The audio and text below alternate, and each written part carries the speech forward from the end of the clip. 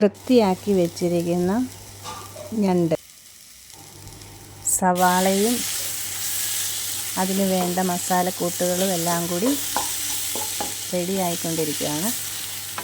ഇതിലേക്ക് നമുക്ക് വൃത്തിയാക്കി വെച്ചിരിക്കുന്ന ഞണ്ട് ചേർത്ത് കൊടുക്കാം.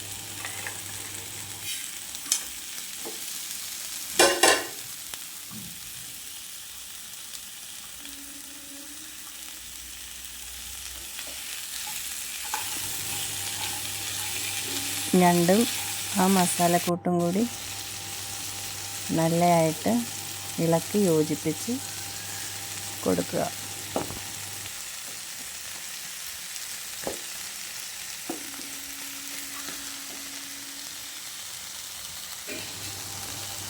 സവാളയെല്ലാം വഴറ്റി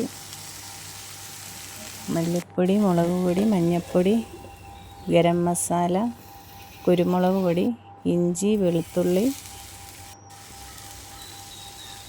എല്ലാം കൂടി മിക്സ് ചെയ്താണ് ഇതിൻ്റെ ഗ്രേവി ഉണ്ടാക്കുന്നത്. പൊടികളെല്ലാം മൂപ്പിച്ച് കഴിഞ്ഞ് അല്പം പുളി വെള്ളത്തിലിട്ടിരുന്ന ആ പുളിവെള്ളം, പിഴുപുളി വെള്ളം ഒഴിച്ച് ഇതിനകത്ത് ചേർത്ത് വേവിച്ചിട്ടാണ് നമ്മൾ അതിലേക്ക് ഇടുന്നത്. എന്നിട്ടാണ് അടച്ചു വെച്ച് വേവിക്കുന്നത്.